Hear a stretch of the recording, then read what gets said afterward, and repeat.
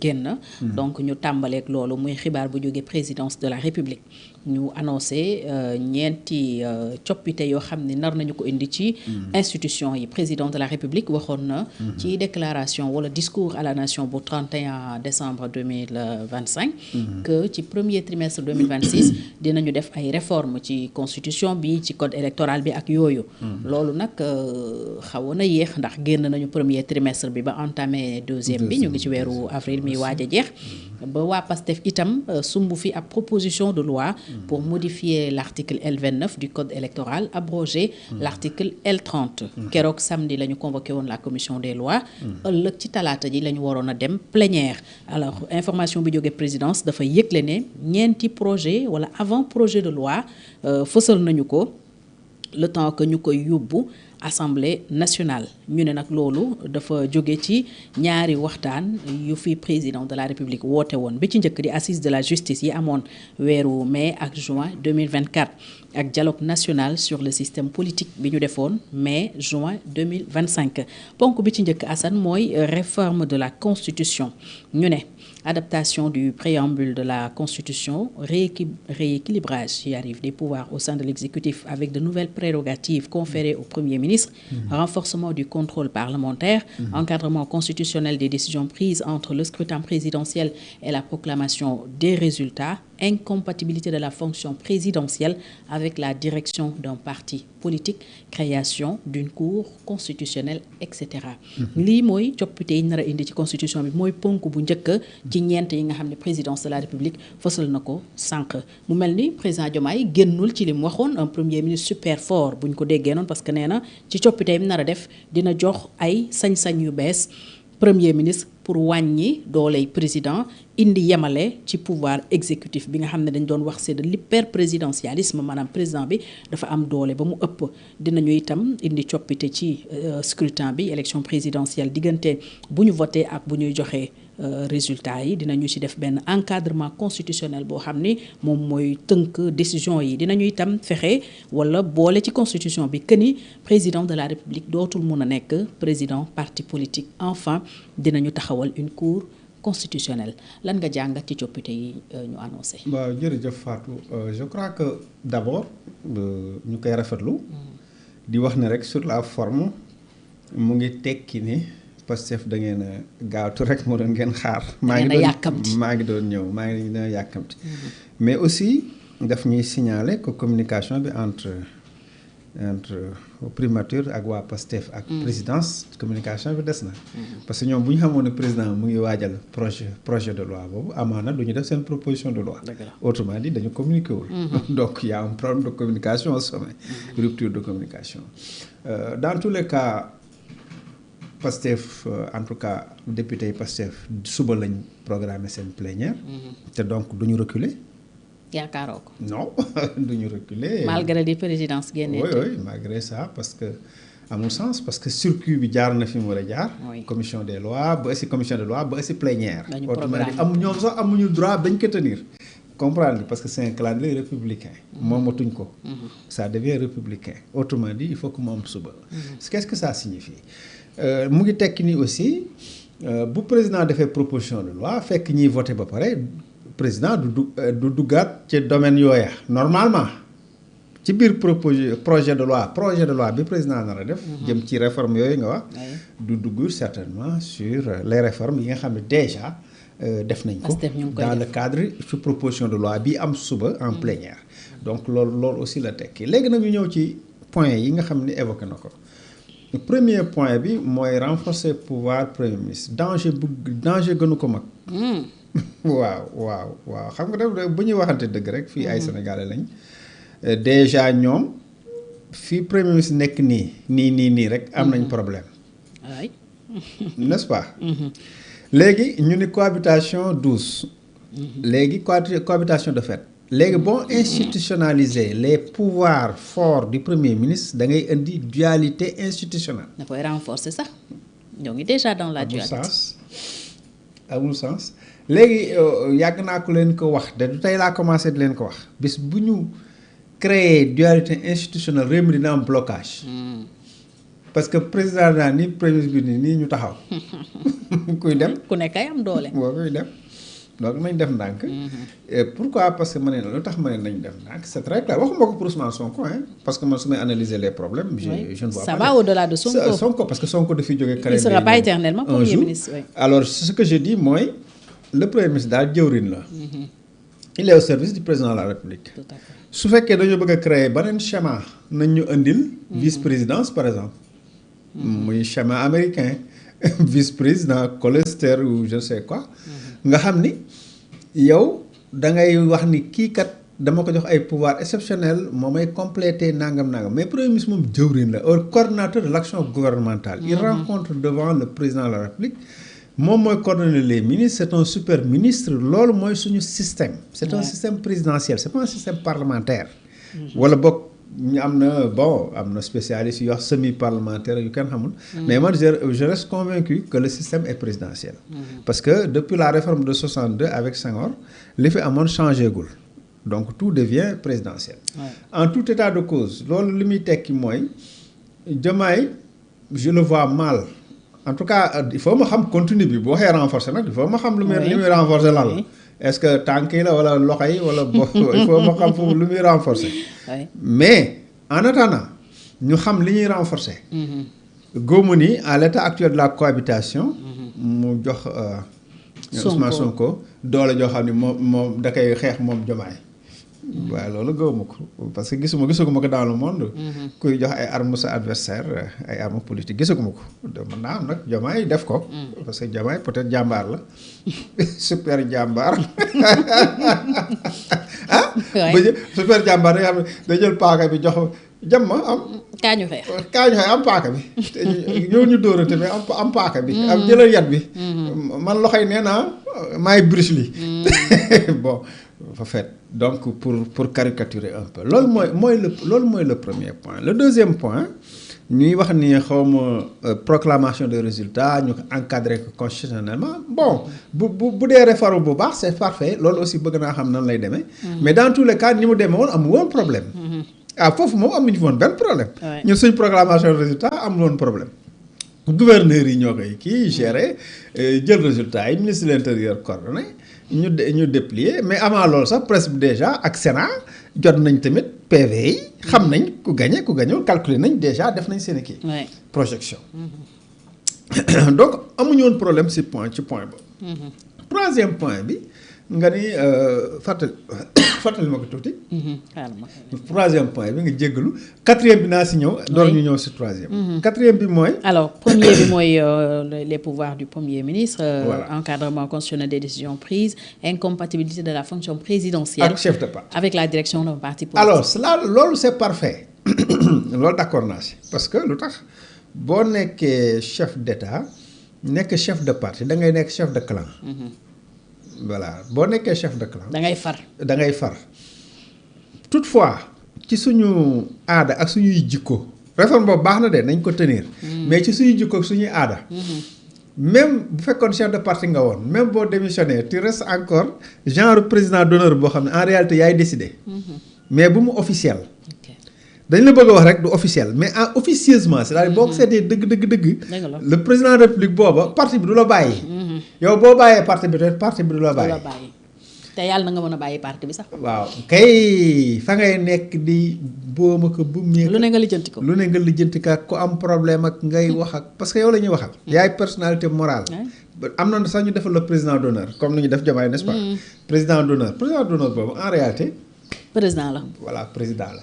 mais nag bu mu officiel là je suis d'accord ci réforme boobu parce que daf ñu indi problème yu bari et ça fait partie des conclusions de des assises nationales oui. Parce que Sénégal loolu daf ñu indi problème yu bari chef de clan yi nga xam ne ñooy nekk chef de parti nekk ca bopp parti ba dañuy mujj gi dañuy weng complètement féete ci seen pas seulement parti mais famille politique parce que bu ñu nee parti ci ginnaaw parti bi dafa am toute une famille politique boo xam ne famille politique boobu du yem ci famille politique dañuy nekk ay affairistes dégg nga parce que Sénégal politique business moo fi am politique business c'est-à-dire que politique bi ngay def na la jural dara nga ciy gis sa bopp di ci ngunaanaar sinon c'est pas la peine du coup le président de la République day nekk un pourvoyeur de ngundaandaar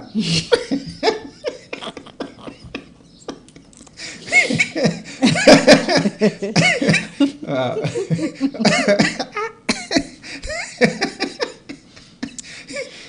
pourvoyeur de ngundaandaar fekk expression bi am na maa ko créé. boobu kay amul. pourvoyeur de ngundaandaar maanaam ki nga xam ne mooy rat fa la ñuy ratte meew mi.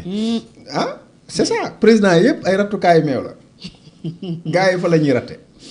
vache laitière. foo tourné yow xam nga président bokk nga ak moom mës ngaa bokk ak moom mës nga kaa xam mës ngaa xam ku ko xam. mës ngeen bokk parti mës ngaa bokk ak parti ku bokk ak moom parti. noonu lañ koy Sénégal noonu lañ koy. loolu yëpp noonu lañ koy jàppoon. ok. fexe rek créer benn lien. ba agsi am benn link daal. waaw link ba agsi ca président ba ndax mooy faj soxla yi. dëgg faj aaja yi. mooy dog buumu gàcce yi. comme on dit jeex na du coup nag. famille boobu nga bokk noonu yow da ngay démissionner pour wàll ni désormais sama famille mooy sénégalais yëpp. symboliquement. xam nañ ni mënta ne xam nga ñun suñuy aada tamit daa am nañu aada woo wax naa la ko sànq xam nañ ni mënta ne 100% parce que président d'honneur ngay doon ñuy xaar ci yow lu bëree bëri te yu si bëri doo ko mën a tàngamlu waaye nag officiellement daal ngeen leen fi ne daal man ñëpp laa fi nekkal rek la leen seen problème parti et cetera et cetera bon évidemment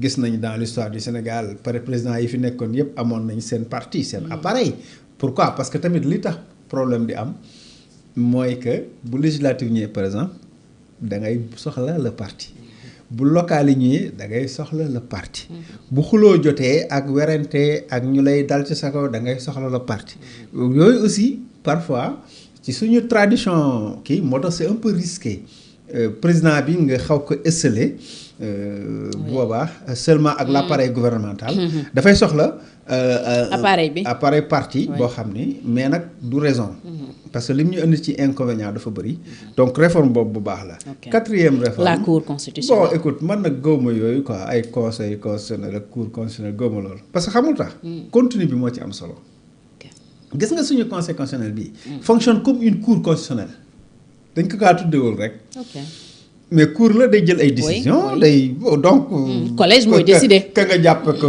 nga tudde ko conseil ka nga tudde ko cour c'est-à-dire que fii c'est juste un truc sémantique maintenant dans le fond mën nañ changer c'est vrai yokk peut-être parce que Macky yokkoon na fii c'est prévu d'ailleurs le nombre des juges c'est prévu ils vont passer de 7 à 9 yokkaat encore le nombre des juges peut-être ñu jël ma le nombre des juges donc après prérogatives yi également parce que le conseil a assez de prérogatives bari na mais saisine bi là ce serait bien que saisine bi di gën a yomb nombre de personnes yi ko mën a saisir ñi ko mën a saisir pour un contrôle de constitutionnalité parce que le contrôle des lois le contrôle de constitutionnalité dafa nekk loo xam ne dafa moom moo téye démocratie une loi anticonstitutionnelle kenn mënu ko bàyyi dans le circuit di ko promulguer fekk yow loi bi méngoowul ak la constitution donc le contrôle de constitutionnalité dañ ko war a gën a renforcer mi ngi ci prochain point yi bi ñu jëm et là je suis d'accord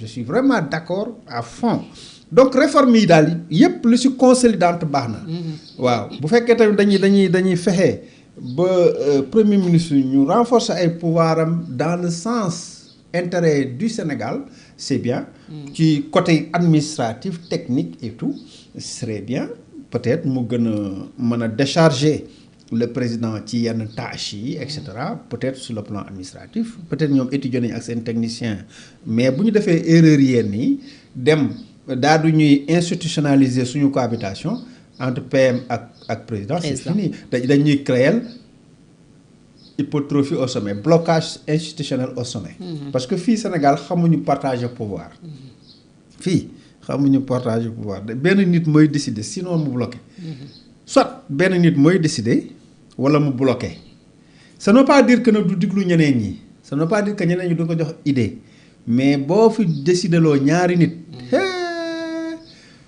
dañuy xëy rek ñuy xeex nga seet leen ñuy xeex et c'est partout à tous les niveaux même waaw c'est dañuy xëy foo def ñaari bopp mu am problème même dans une entreprise boo falee ñaari chef rek ñaari chef sagam ñu toppante sax ñooy am des fois ay problème mu. mos naa gis quotidien le matin ligne de démarcation. quotidien le matin Alioune Fall defo ñaari rédacteur en chef Karim Diarra ak Massamba Mbaye mais en fait c'est-à-dire que ça ne fonctionne pas comme ça ñaari kii ñaari kuy mënuñu bokk mbalka comme li wolof wax rek ça ne fonctionne pas donc véritablement je crois que foofu daal nañu xool tout ce qui est consolidant il y a beaucoup de petites réformes yu ñu mën a def yoo xam ne mën na avancer loo suñu démocratie mais ñu sóoraale l'intérêt supérieur du Sénégal bu ñu ko defee rek bul fekkee loolu rek mooy seen boussole réforme bi dina réussir parce que am na référendum bu fi Macky defoon 2016 référendum boobu ñu voté ko oui Macky dem tànn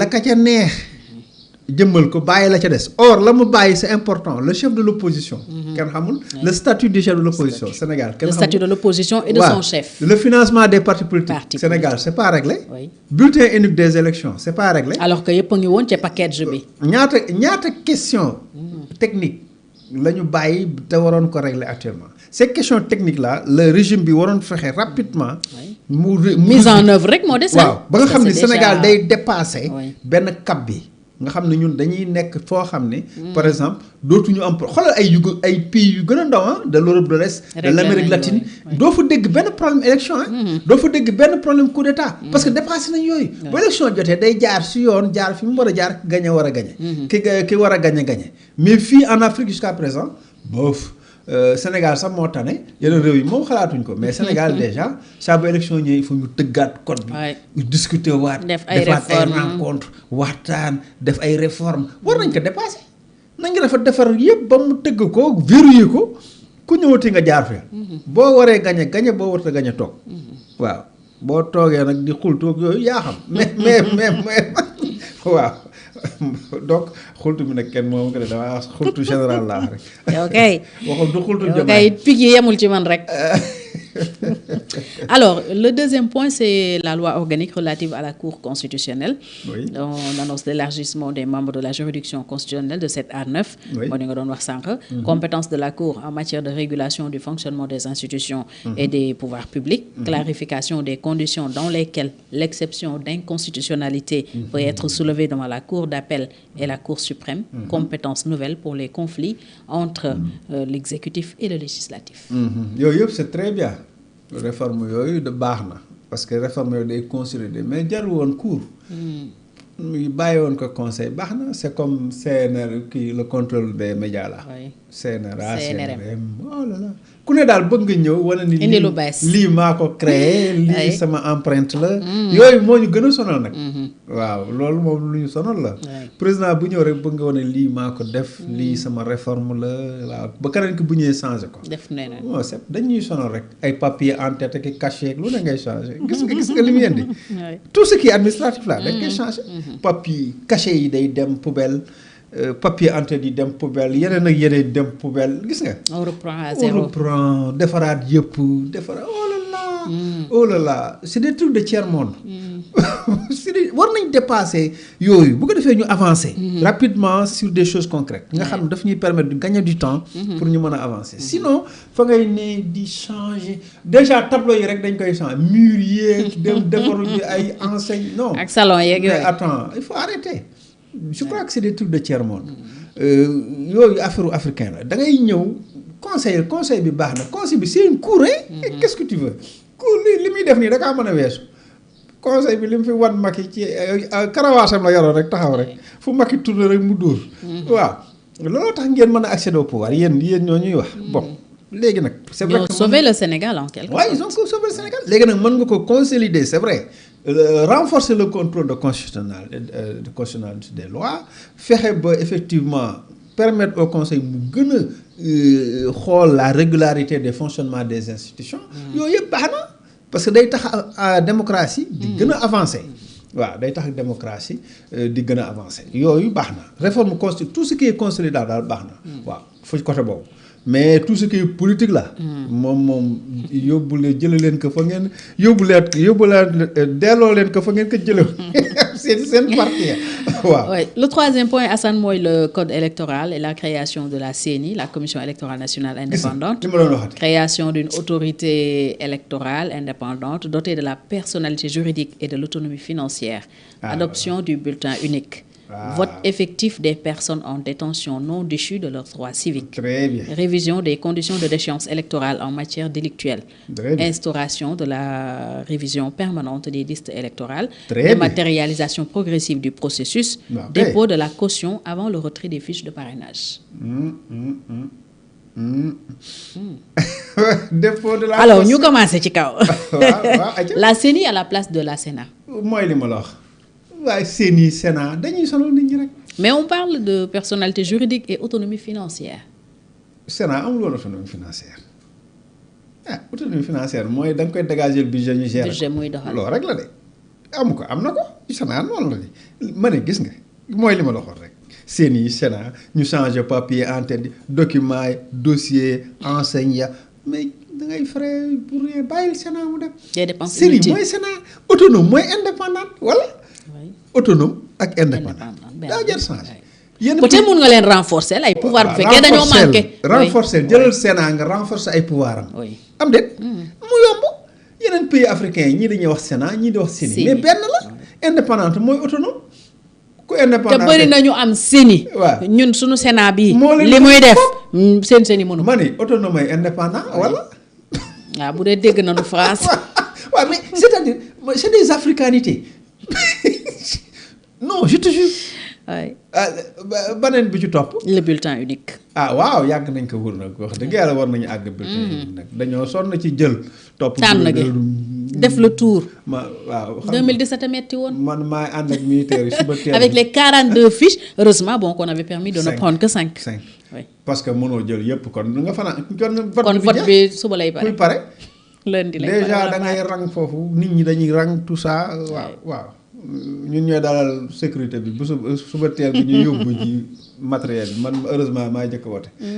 waaw le chef de village. maa jëkk wote après ñëw yenn saa yi ma ñëw superviser. ba xam si tout se passe bien. d'accord mais nit ñi dañuy rang parce que jël bi dafa metti bulletin unique serait bien. ñu progresser sur ce plan donte nag taux d'analphabétisme au Sénégal daf ñu nekk problème aussi. il faut que ñu yar nit ñi def ay spot publicitaire def ci campagne d'aller au niveau des médias expliquer ba mu yomb ci nit ñi. parce que mag ñi aussi mag ñi xam ne dañuy am troisième âge ñu guider leen. dans les bureaux de vote il faut ñuy guider mag ñi. loolu naturellement ñi ñaa ngi koy def. mais ñu faut ñu koy gën a renforcer. surtout def une bonne campagne de sensibilisation. oui bulletin unique bi baax na doon nañu ko xaar vraiment. ok alors beneen avancée majeure aussi Assane le vote effectif des personnes en détention non déchues de leurs droits civiques. absolument ñi ci